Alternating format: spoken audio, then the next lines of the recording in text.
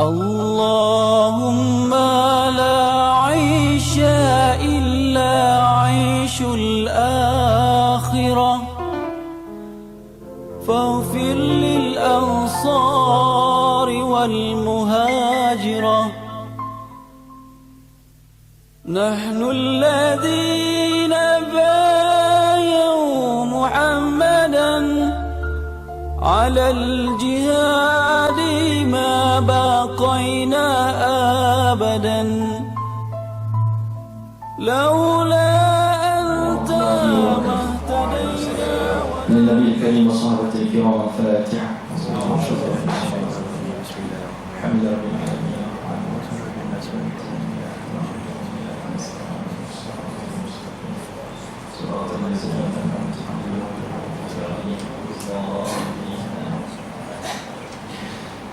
Alhamdulillah, salatan wa salaman ala Rasulillah wa ala alihi wa sahbihi wa man tabi'ahu wa wala. Rabbi shrah li sadri wa yassir li amri wahlul 'uqdatam min lisani yafqahu qawli wa la hawla wa la quwwata illa billahil 'aliyyil 'azim. Wa amma ba'du. Ashabul fadilah, pengacara majlis yang saya hormati, Tuan Pengurusi Surau, selaku orang hebat juga di bumi Perak Darul Rizwan, Jurutan Kuasa Surau, hadirin hadirat muslimin muslimat dirahmati Allah Subhanahu wa taala sekalian. Syukur kepada Allah Azza wa Jalla kerana kita berada pada hari Sabtu malam pertemuan Perak bertemu Kedah. Jadi saya rasa tuan-tuan pun separuh hati dekat stadium, separuh hati di sini. Jadi kita raihkan tuan-tuan untuk kita percepatkan program kita pada malam ini, insya-Allah. Dan tak lupa juga pada qari kita cukup hebat, insya-Allah. Qari kan Pakar Timur semua boleh. Jadi hari ini malam ini tuan-tuan Allah semua tak ada terima kasih. Saya minta sebenarnya kepada Ustaz untuk hadir ke tempat asalnya ke Al-Izzuddin saja, tapi Ustaz minta mari sini juga. Jadi kebetulan bertembung sebenarnya jadual saya pada malam ni. Saya minta maaf Ustaz lah. Jadi Ustaz kata banner dah siap sebagainya, jadi saya segang lah kalau tak mari. Jadi saya mari juga lah dengan izin Allah SWT. Dan tempat tu kita ganti orang lain. Jadi insyaAllah pada malam ni hampir sekalian, buku ni sebenarnya diterbitkan sebanyak 2 kali dah. Buku diterbit 2 kali. Kali pertama dicetak sebanyak 3,000 buah, iaitu untuk mencari dana kompleks Rawdatul Jannah Kota Raja, tempat Ustaz Azhan Ishaq di Meru Rosi. Dan cetakan kedua ni kita cetak untuk sekolah saya sendiri, iaitu Baitul Diyak di Meru Raya Ipoh. Baitul Diyak ni rumah yang bersinar. Saya harap dengan sinaran kita buat tahfiz transit. Jadi antara cara untuk saya mendapatkan dana sekolah saya dengan cara mencetak buku lah. Jadi buku ni daripada duit sekolah juga kita cetak dan keuntungan kembali balik pada sekolah. Alhamdulillah, saya buat program antaranya beli buku dan sumbangkan buku tu balik. Jadi kita dah bagi kepada pelajar di Zuddin sebanyak 480 buah buku. Mana saya dapat kutip sekitar RM4,800. Jadi dapatlah modal untuk kita bayar balik kepada sekolah dan sebagainya. Jadi tuan-tuan kalau berminat boleh buat demikian lah, untuk cari dana dan sebagainya. Di samping kita kutip rumah ni, kadang-kadang orang banyak suuzan. Jadi kita buat dalam bentuk jual, bukan yang produk tu, obat tu, bukan itu produk, buku lah insyaAllah.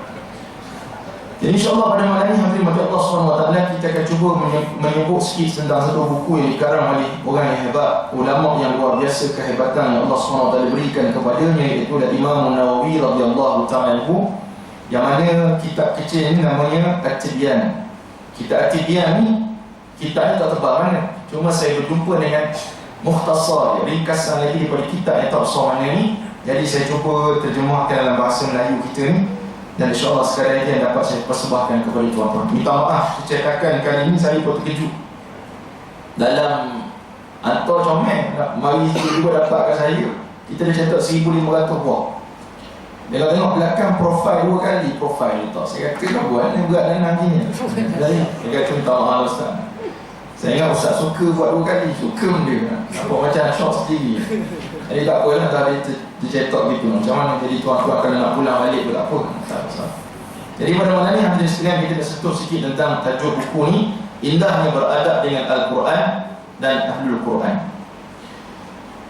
Yang pertamanya kita bagi baca sejarah hidup pengarang ataupun musannif kitab At-Tibyan ini secara ringkas, yang boleh kita sebutlah. Pani tuan-tuan boleh baca sendiri. Sebab antara cara untuk elakkan penyakit nyanyuk tuan-tuan, kita kena banyak baca. Kena kuat baca. Bukan baca berita harian itu. Itu ni ingat dia walaupun isu berat nak perang dengan Korea Utara ni, tapi kita nak bincang yang lebih berat lagi, iaitu antaranya bacaan Quran itu sendiri dan bacaan buku-buku ilmiah sebagai pedoman kepada kita. Sejarah hidup Imam Nawawi radhiyallahu ta'ala. Nama lengkap beliau adalah Abu Zakaria Yahya bin Sharaf. Abu Zakaria ni kunyah, gelaran, laqab dia. Walaupun dia tak ada anak nama Zakaria, tapi gelaran mungkin pada anak saudara dia, seperti mana Sayyidatuna Aisyah radhiyallahu ta'ala digelar Ummu Abdillah, disandarkan kepada anak saudaranya Abdullah ibn Zubair radhiyallahu ta'ala anhum ajma'in. Gelaran Abu Zakaria. Macam saya anak nama Umar, saya sebut nama Abu Umar. Tak, kalau ayah nama, anak nama Siti, Abu Siti. Begitulah Kasim, Siti Kasim. Beliau adalah Abu Zakaria Yahya bin Sharaf bin Mughni bin Hasan bin Husain bin Muhammad bin Jum'ah bin Hizam al-Dimashqi. Orang Arab biasalah, dia ingat sampai keturunan dia. Kita pun patut gitu tuan-tuan. Silsilah tu kena ada. Kalau boleh buatlah, kalau tak boleh buat macam mana. Jadi Alhamdulillah, kebelah saya ni, keluarga saya dalam bab penjagaan nasab ni dia agak jaga, teliti sikit. Tak biasa Said ni, dia akan ada silsilah dia akan jaga silsilah dia. Walaupun ada yang kata mawdu' tak kira lah, tapi mana ada silsilah daripada tok sampai kepada kita ni, bersilsilah. Macam ayah saya daripada Al-Yahya, mak saya daripada Al-Habsyi. Maka Al-Habsyi ada keturunan dia, Al-Yahya keturunan dia. Dah bertemu lah pada silsilah moyang yang mana datang hasilnya tok saya. Beliau dilahirkan di Nawa, iaitu sebuah kampung di Hauran, lebih kurang 50 km di selatan Damsyik, Syria, pada tahun 630 Hijrah. Nawa ni, saya tengok yang terbaru, dibom lah, tempat kubur ini pun dibom lah. Dibom oleh ISIS di sana. Sejak kecil lagi beliau rajin menuntut ilmu. Ni sifat orang alim. Dia biasa daripada kecil bejok dah. Rajin dah daripada kecil. Dia tak jadi alim kalau dah tua baru nak alim. Tak dah buat centong kata. Tak mampu kita nak kecap. Nak kicap boleh. Nak kecap ilmu tu payah. Nak ngapa matang ni berat. Daripada kecil tu kita start belajar memang hebat. Maka jadi hebat. Dan biasanya kecemerlangan budak-budak ni daripada kecil nampak dah. Walaupun ada yang start mungkin sekolah menengah habis kecil lagi, dibagi budak lagi. Maka nampak lah. Maka Imam Nawawi radhiyallahu ta'ala ni kisah dia panjang kan sekalian. Antara yang saya pernah baca dalam kitab dikarang oleh yang ditaklif oleh Tok Guru kami Syekh Nuruddin Marbu Banjir Badari Al-Makki ketika mana taklif kitab Bustanul Arifin, antara manaqib Imam Nawawi sebab dia pengarang kitab Bustanul Arifin juga ataupun kitab Bustan ni, disebut bahawa Tok Imam Nawawi daripada kecil dia tak sama macam budak-budak lain. Budak-budak lain sibuk main. Kalau budak sekarang PS2 main aset ayat dia sampai hancur, tak dapat game dia capoknya. Tapi dia ni tak gitu. Duduk solat, duduk baca. Jadi Tok Guru dia kata, dia minta ayah kepada Imam Nawawi ni hantar budak ni pergi ngaji. Sebab aku nampak ketokohan dia sudut pembelajaran itu. Tapi bukan bermakna anak kita yang kuat main tu boleh jadi ulama, boleh, kerana lebih hebat pada kita ada. Cuma nak sebut style masing-masing. Style masing-masing. Jadi dia telah menghafal Quran dan lain-lain ilmu. Hafal Quran ni wajiblah bagi seorang ulama. Nak jadi ulama hebat, kurangkan 30 juzuk dalam kepala. Jadi saya ni mata tangan ulama lah, budak dalam semua. Beliau kemudian yang berhijrah ke kota Damsyik pada tahun 649 Hijrah ketika berusia 19 tahun. Mana antara adab orang belajar ilmu ni, dia kena lari tempat lain. Walaupun ada juga ulama-ulama yang tak keluar daripada tempat dia, dia ngaji tempat dia dah jadi ulama besar. Contohnya Imam Malik bin Anas ataupun Imam Malik di kota Madinatul Munawwarah. Dia berguru dengan fuqaha us-sab'ah, fakih-fakih yang 7 di Mekah, atau masuk dia lah. Yang lain untuk guru dia ngaji dan menjadi ulama besar di Madinatul Munawwarah, Darul Hijrah. Tapi ramai majoritinya ulama, kalau kita baca manaqib mereka, banyaknya yang ngaji luar daripada daerah dia. Contohnya imam kita, Imam Muhammad bin Idris Asy-Syafi'i. Dia belajar mana? Dia pergi Madinah. Sebelum pergi Madinah, dia hafal dah kitab Al-Muwatta sebagai itu.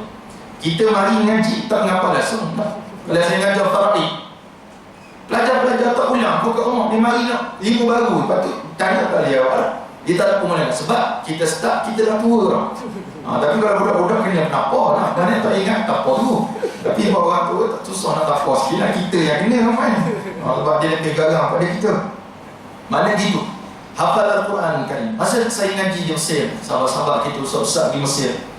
Mesir ni antara orang budak-budak kecil lagi tu hafal Quran. Kita dah kata, tak apalah ustaz, bahasa dia Arab. Ada juga orang Arab tak kerti baca Quran. Saya nak sebutnya pada kecil tu dah start ada duduk di masjid. Anak kita tak gitu. Tak duduk masjid anak kita. Duduk mana? Rumah. Depan TV. Anak saya. Anak daripada sana kecil-kecil 6 tahun, 5 tahun, 4 tahun bawa masjid dah. Ngapa Quran depan Tok Guru. Dan Tok Guru sana istiqamah belajar ngajar anak murid kat sana. Tak.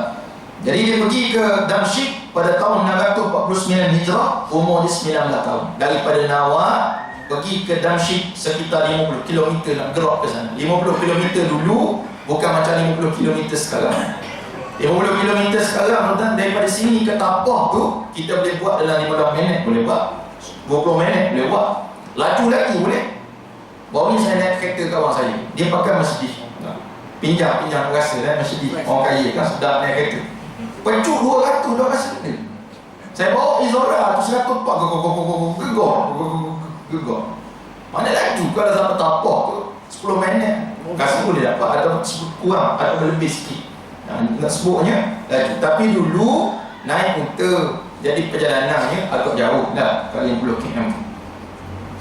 Beliau membaca dan mempelajari. Kita tak baca semua, tuan-tuan boleh baca sendiri kan. Kita baca gitu, namanya berdoa buku. Berdoa bukan mana kita koyok satu payah tu, maknanya kita sikit-sikit berdoa. Beliau membaca dan mempelajari 12 mata pelajaran daripada tuan-tuan guru yang sehari semalam. Ini biasa. Kalau dia belajar sanawi dulu pun sama.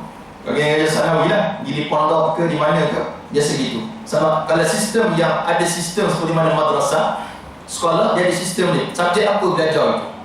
Nahwu, sarah, tafsir, fiqh, tauhid, mutalaah, dia ada subjek. Mungkin 7 atau 8 subjek sehari.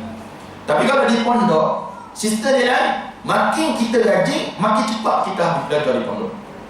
Masalah kita ni makin malam, baca kok malam. Dia tu guru pondok, dia ada tu guru. Lepas tu dia ada kepala mutalaah, nama dia kepala mutalaah. Pembantu panggil Twitter tu guru namanya kepala mutalaah. Mutalaah ni ulang kaji lah. Kita pergi dekat dia, pergi pondok dia. Biasanya senior. Dia akan buat balik kelas.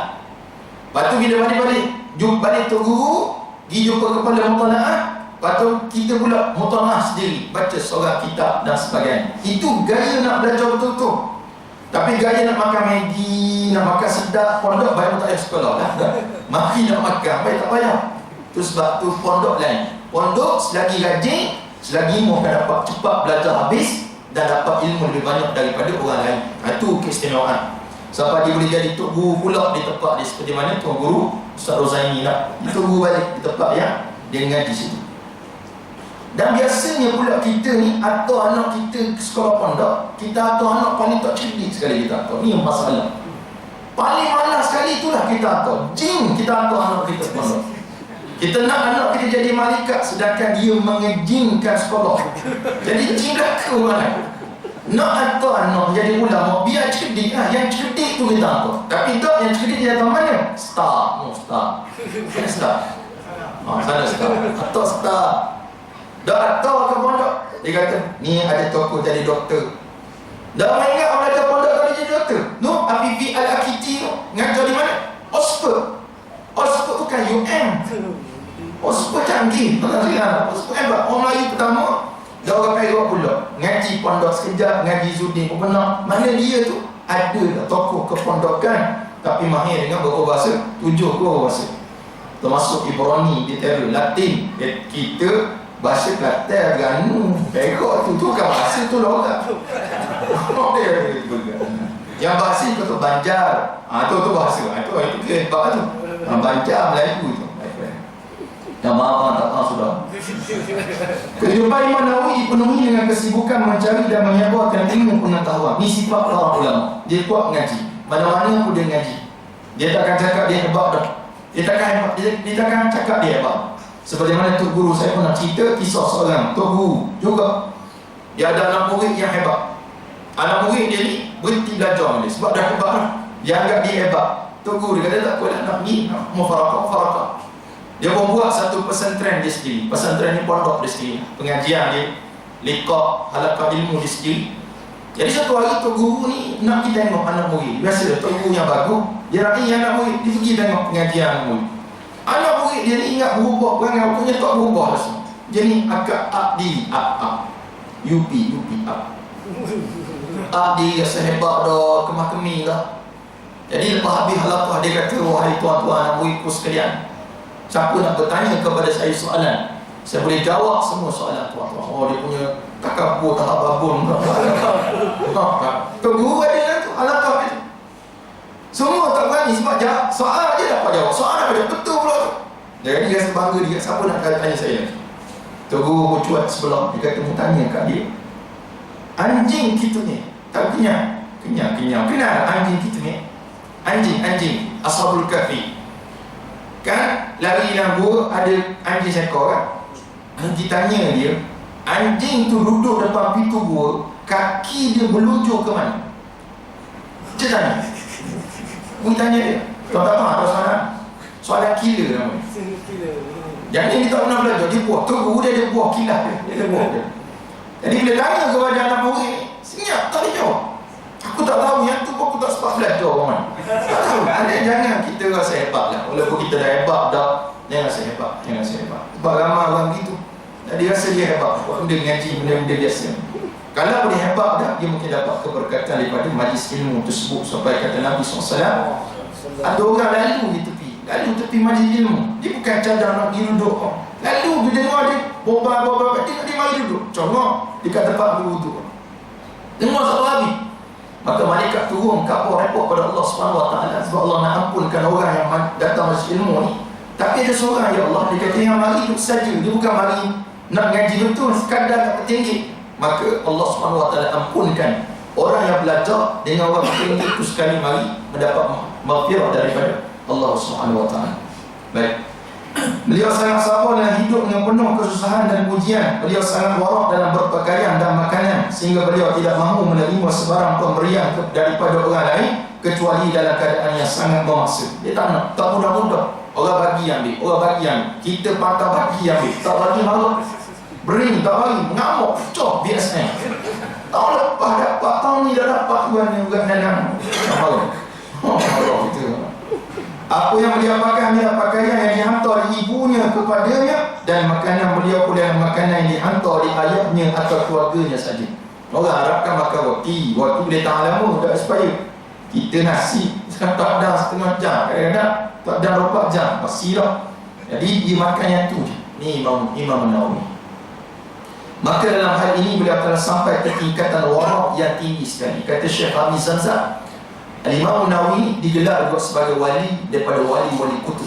Wali kutub ni dalam satu jenis masa seorang jadi. Mati seorang, ditabal seorang lagi. Wali kutub. Bukan kutub utara selatan itu. Kalau gitu ada 4 kutub, dia kutub seorang. Hebat, tingkatan cukup hebat. Akhirnya beliau dibenarkan mengajar di Darul Hadis selepas kewafatan Imam Abu Syamah pada tahun 965 ketika berusia 35 tahun. Berapa lama dia belajar situ tuan-tuan? 19 umur dia pergi, umur 35 situ lagi. Berapa lama dia mengaji? Kita ngaji lama sikit pun kita dah cemuk dah. Bahkan kata Imam Haramain Juwaini, ada riwayat kata Imam Haramain tegur pada Imam Ghazali ataupun ada yang misbahkan kepada Imam Syafi'i, dia kata akhi lan tanalul ilma illa bi sittatin. Wahai saudaraku, kamu tidak akan dapat ilmu kecuali dengan 6 perkara. 6 sifat dikenali. Antaranya tulus zaman, panjang masa ngaji.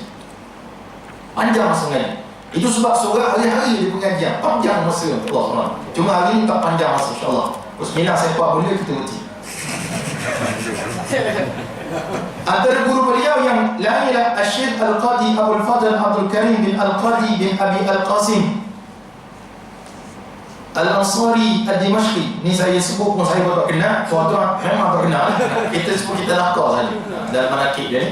Cuma moga-moga lah kita sebut nama-nama untuk guru dia ni, moga-moga di akhirat Allah Subhanahu Wa Taala kita dapatlah sedikit syafaat daripada mereka, seperti mana pengarang kitab Bahrul Mazi Syekh Idris Al-Marbawi dia kata apa? Antara syafaat yang dapat kepada kita, syafaat daripada para ulama. Itu sebab kena bersama dengan para ulama. Jangan lagi. Ini kecewa lagi. Syekh Abdul Fadl Muhammad bin Muhammad At-Taimi, Syekh Al-Hafiz Abu Ishaq Ibrahim bin Isa Al-Maradi, dan Syekh Abdul Aziz bin Muhammad Al-Ansari dalam hal ini. Kata tok guru kami, bukti orang hebat, dia banyak tok guru. Bukti dia hebat, banyak tok guru. Saya banyak ustaz di sekolah rendah, berapa belah tok guru dia. Tak kan gitu ni tok guru betul-betul secara spesifik dengan ngaji betul, tak laki dengan tok guru tersebut. Tu hebat. Macam tok guru kami, Datuk Dr. Zulkifli Muhammad Al-Bakri, dia mufti wilayah. Kalau nak tengok orang warak, boleh tengok dia. Maksud pakaiannya warak. Dia dari dulu lagi, waktu saya ngaji dengan dia di Unity dulu, gitulah dia. Saya tanya kawan-kawan dia dulu, tok guru naik, gitulah dia. Dia belajarnya, kalau di Jamshid dia buat master di Syria, ijazah di Madinah, PhD di USM. Sebab dia ni kalau dia rendam baju,